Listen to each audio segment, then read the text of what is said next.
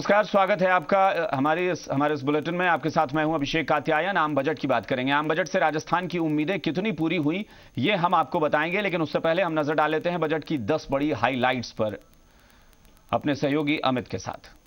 आपको बड़ी बातें हम बताते हैं। 1 मई 2018 तक सभी गांवों में बिजली पहुंच जाएगी, ये कमिटमेंट है इस सरकार का। इसके अलावा इनकम टैक्स स्लैब में कोई बदलाव नहीं किया गया है, स्लैब जस का तस बरकरार रखा गया है। 35 लाख तक के होम लोन पर टैक्स में 50,000 की छूट मिलेगी। नए घर लेने वालों के लिए ये खुशखबरी है। 5 लाख से कम इनकम वालों के लिए टैक्स सीलिंग जो है वो बढ़ाकर 5,000 रुपए कर दी गई है।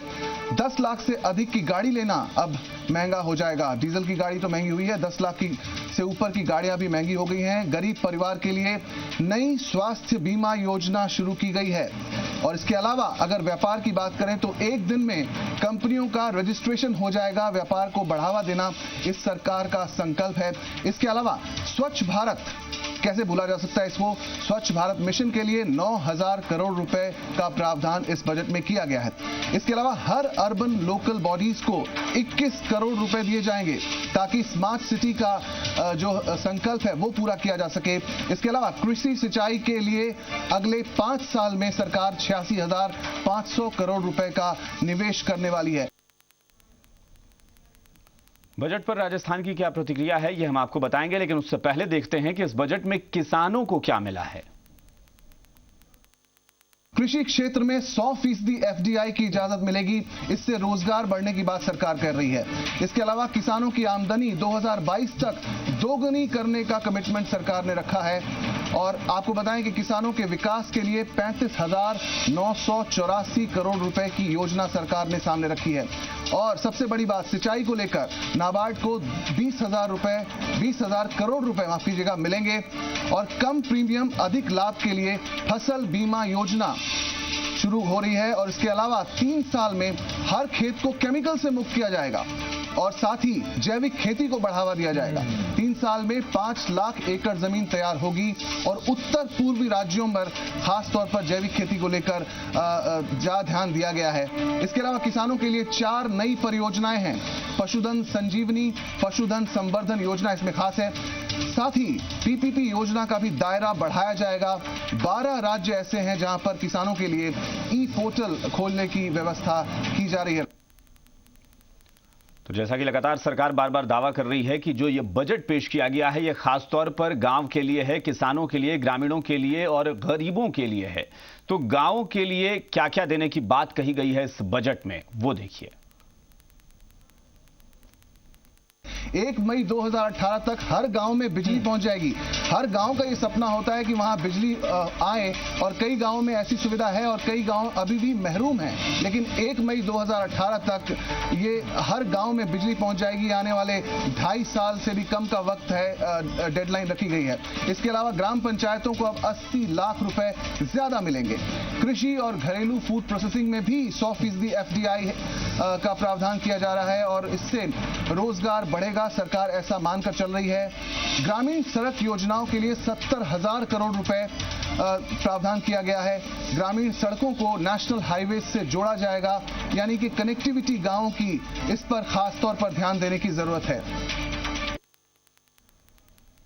आमतौर पर टैक्स स्लैब के बारे में लोग जरूर सोचते हैं कि हर बजट में वो उम्मीद करते हैं कि टैक्स स्लैब में कोई बदलाव होगा, लेकिन इस बार इसमें कोई बदलाव नहीं किया गया है। लेकिन करदाताओं के लिए इस बजट में क्या खास है, हमारे सहयोगी अमित बताएंगे। जहां तक टैक्स का सवाल है, स्लैब में कोई बदलाव नहीं किया गया है, लेकिन छोटे करदाताओं के लिए फायदा है इस बजट में। इनकम टैक्स स्लैब में जैसा कि हमने आपको बताया कोई बदलाव नहीं किया गया है। पिछले फाइनेंशियल ईयर की तरह इस बार भी स्लैब बरकरार रखा गया है। छोटे टैक्स पेयर्स को टैक्स में छूट मिल रही है। 5 लाख तक की आय पर 3,000 रुपए तक की छूट इस बार मिलेगी। और 5 लाख की आय तो है ही, साथ में एचआरए पर जो 24,000 रुपए मिलता था वो अब 60,000 रुपए तक की छूट इसमें मिलेगी। इसके अलावा अगर हम बात करें 2 करोड़ लोगों को 5 लाख तक की आय वाले जो 2 करोड़ लोग हैं उन्हें 3,000 रुपए तक की छूट मिलेगी। लेकिन अमीरों के लिए थोड़ी मुश्किलें हैं। अमीरों पर सरचार्ज टैक्स लगाया जाएगा और बढ़ाया जाएगा इसको, और 1 करोड़ से ज्यादा आय वालों पर यह सरचार्ज बढ़ाया जाएगा। इसके अलावा अगर हम बात करें 2 करोड़ तक के टर्नओवर पर जो छूट है वो मिलेगी और स्टार्टअप को टैक्स में छूट मिलेगी ताकि स्टार्टअप्स को बढ़ाया जा सके। सामाजिक सुरक्षा को लेकर इस बजट में क्या क्या प्रावधान किए गए हैं, ये भी जान लेते हैं। तो सोशल सिक्योरिटी को लेकर खासतौर पर इस बजट में ध्यान दिया गया है। गरीबों के लिए रसोई गैस को लेकर सर्व सुलभ योजना, गांव में महिलाओं के नाम पर एलपीजी कनेक्शन होगा। 1 मई 2018 तक सभी गांव में बिजली, जैसा हमने पहले आपको बताया, हर गांव में बिजली पहुंच जाएगी। गरीब परिवार के लिए नई स्वास्थ्य बीमा है और नए कर्मचारियों के लिए अगर हम बात करें जो नए जॉब्स ले रहे हैं, उनके लिए पीएफ में 3 साल तक कर्मचारियों का हिस्सा सरकार देने वाली है। हर परिवार के लिए 1 लाख का स्वास्थ्य बीमा होगा। इसके अलावा पीपीपी मॉडल के तहत नेशनल हेल्थ स्कीम शुरू होगी। बुजुर्गों के लिए नई बीमा पॉलिसी होगी और आपको बता दें, खासतौर पर बुजुर्गों के लिए 60 साल से ऊपर के जो बुजुर्ग हैं उनके लिए 1 लाख रुपए अलग से सरकार ने रखे हैं इन बुजुर्गों के लिए। नई डायलिसिस स्कीम का ऐलान हुआ है। हर जिला अस्पताल में डायलिसिस की सुविधा मिलेगी। डायलिसिस में होने वाले खर्च में अब कमी आएगी। इसके अलावा SC/ST को आगे बढ़ाने के लिए भी अलग से फंड का इंतजाम इस बजट में किया गया। राहुल, इस बजट में नई नौकरी शुरू करने वालों के लिए भी खास तोहफा रखा गया है। EPF में क्या प्रावधान किए गए हैं वो देखिए। का शुरुआती जो 3 साल का हिस्सा है वो सरकार देगी। ये एक यूनिक सा फैसला है और नई EPF स्कीम के लिए 1000 करोड़ रुपए की रकम अलग से रखी गई है। स्कीम जो है उससे 15,000 रुपए मासिक आय वालों को ही फायदा होगा। जेटली की पोटली खुल गई है और आम बजट का पिटारा राजस्थान को कैसा लगा, आइए देखते हैं ये खास report. Madam speaker, I rise to present the budget. वित्त मंत्री अरुण जेटली के बजट पेश करने के साथ ही लोगों का इंतजार भी खत्म हो गया, लेकिन इसी के साथ बजट को लेकर आम से लेकर खास तक की प्रतिक्रिया आनी भी शुरू हो गई। मोदी सरकार के आम बजट का बीजेपी के नेताओं ने स्वागत किया। यहां तक कि बीजेपी के पूर्व विधायक मदन लाल सैनी ने न सिर्फ वित्त मंत्री को परीक्षा में पास करार दिया, बल्कि उन्हें गोल्ड मेडल तक दिए जाने की बात कह दी। मैं समझता हूँ ये बजट में उनको अंक दिए जाएं तो गोल्ड मेडलिस्ट बनते हैं। बेरोजगारी, गरीबी बढ़ रही और उसको बड़ा राहत मिले किसानों के माध्यम से। 31 मार्च। बीजेपी के नेताओं का कहना है कि ये बजट गरीबों के हित को ध्यान में रखकर बनाया गया है। खासकर किसानों को बजट में बड़ी राहत दी गई है। कुल मिलाकर के ये जो बजट आया है, इस बजट से राष्ट्र विकास की ओर बढ़ेगा। तो कुल मिला के ये बजट बड़ा ही संतुलित और इस देश के विकास को आगे बढ़ाने वाला बजट रहेगा। मोदी सरकार के इस समय के बजट में 2018 तक हिंदुस्तान के सारे गांवों का विद्युतीकरण हो जाएगा। सबसे बड़ी उपलब्धि है। किसानों की दृष्टि से 2022 तक राज्य सरकार से मिलकर केंद्र सरकार ने जो लक्ष्य रखा है, प्रत्येक किसान की आय दुगनी होगी और जो फसल लागत उसको मिलनी है वो भी बहुत कई अधिक गुना बढ़ेगी। तो मैं ये कह सकता हूं कि ये बजट जो केंद्र सरकार ने प्रस्तुत किया है वो पूर्ण रूप से किसान को, गांव को और खेती को समर्पित है। लगभग 70% जनता कृषि आय पर आधारित रहती है, तो गांव और खेती इन दोनों को डेवलप करने के लिए गांव के मजदूर को बिल्कुल उसकी मजदूरी बराबर मिले, ये पहली बार इतना बड़ा पैकेज महानरेगा में डिक्लेयर किया है। जहां बीजेपी बजट की तारीफ कर रही है, वहीं मोदी सरकार का आम बजट कांग्रेस को रास नहीं आ रहा। कांग्रेसियों का कहना है कि मोदी इस परीक्षा में फेल हो गए। इस बजट में सभी वर्गों का ख्याल रखना चाहिए था, लेकिन ऐसा कुछ नहीं हुआ। कांग्रेस नेताओं ने पीएफ और FDI के ऐलान पर भी बीजेपी पर निशाना साधा। 2015-16 जिनको कार्यकाल ही 18-19 तक है वो 22 तक दोगुना करने की बात कर रहे हैं, तो इससे सीधा सीधा अंदाज लगाया जा सकता है कि जब ये नहीं रहेंगे न इनकी बातों में कोई असर उस वक्त क्या नाम है ना ये दूर हो जाएगा। FDI का 100% कर दिया है फूड प्रोसेसिंग के अंदर, जिसका किसानों को सबसे ज्यादा नुकसान होगा और या जो लोकल यहाँ की इंडस्ट्री है उसको नुकसान होगा। महानरेगा योजना के बारे में इन्होंने फिर बढ़ चढ़ करके बताया है, जबकि ये योजना तो पूर्व में जो यूपीए सरकार थी उस समय से ही लागू हो चुकी है। बजट में गांवों का ध्यान रखा गया है, लेकिन अगर बात मध्यम वर्ग या उच्च वर्ग की जाए तो ये बजट उनके लिए कोई राहत नहीं लेकर आया। उल्टा लग्जरी की ज्यादातर सभी चीजें महंगी हो गई हैं, जिससे विपक्ष को बीजेपी को घेरने का मौका मिल गया है। Ashish Chauhan, C media, Jaipur. प्रदेश के उद्योगों के लिए आम बजट कैसा रहा, यह जानने के लिए जी राजस्थान न्यूज ने बात की प्रदेश के उद्योगपतियों और बाजार के जानकारों से। प्रदेश के उद्योग जगत को कैसा लगा जेटली का बजट, आइए देखते हैं ये रिपोर्ट।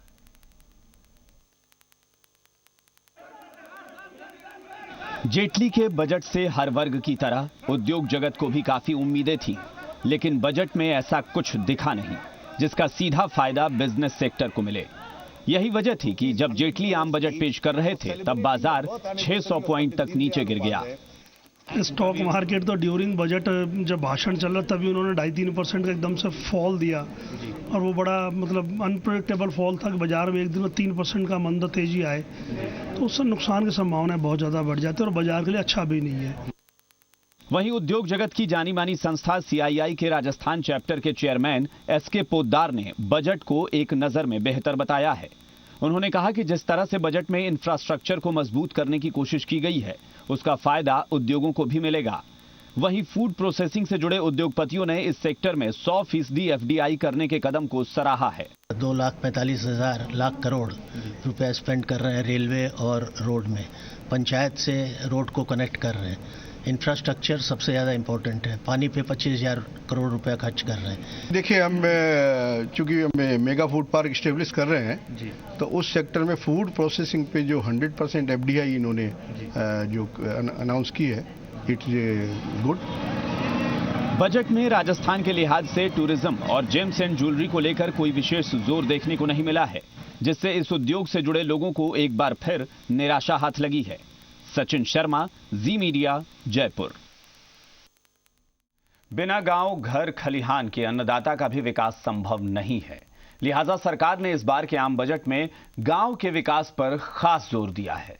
ग्रामीण विकास के लिए 87,000 करोड़ रुपए खर्च करने का प्रावधान किया गया है। वहीं मनरेगा के तहत रोजगार बढ़ाने पर भी जोर है। हर गांव को बिजली मुहैया कराने के लिए लक्ष्य तय किए गए हैं। वित्त मंत्री अरुण जेटली ने इस बजट में गांव के विकास और गरीबों के उत्थान के लिए कई घोषणाएं की हैं। ग्रामीण विकास के लिए 87,000 करोड़ रुपए खर्च करने का प्रावधान किया गया है। हर गांव को रोशन करने के लिए 1 मई 2018 का लक्ष्य तय किया गया है। वहीं बजट में गरीब परिवार के लिए 1 लाख के स्वास्थ्य बीमा का भी प्रावधान किया गया है। गांव में मजदूरों को रोजगार मुहैया कराने की नियत से मनरेगा के लिए 38,500 करोड़ रुपए दिए गए हैं। इसके तहत गांव में 5 लाख तालाब और कुएं बनाए जाएंगे। गांव को सड़क से जोड़ने के लिए PM ग्राम सड़क योजना पर जोर दिया गया है। इस योजना पर सरकार 19,000 करोड़ रुपए खर्च करेगी। इस बार पंचायतों के लिए अलग से फंड का प्रावधान किया गया है। कुल मिलाकर इस बार बजट में गांव के विकास पर खास ध्यान दिया गया है। बजट में की गई घोषणाएं अमल में आ गईं तो गांव की तस्वीर बदल जाएगी। ब्यूरो रिपोर्ट, जी मीडिया।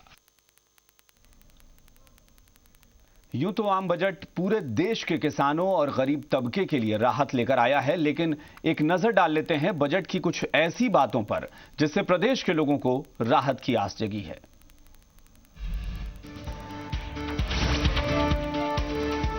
राजस्थान के कमजोर वर्ग के लोगों को बजट से फायदा होगा।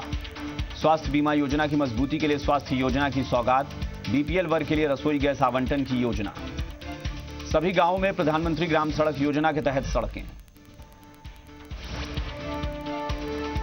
दाल की खरीद के लिए 500 करोड़ रुपए का प्रावधान, अस्पतालों के लिए सस्ती डायलिसिस मशीनें, किसानों की आय बढ़ाने पर बजट में जोर, ग्राम पंचायतों के लिए विशेष राशि का प्रावधान।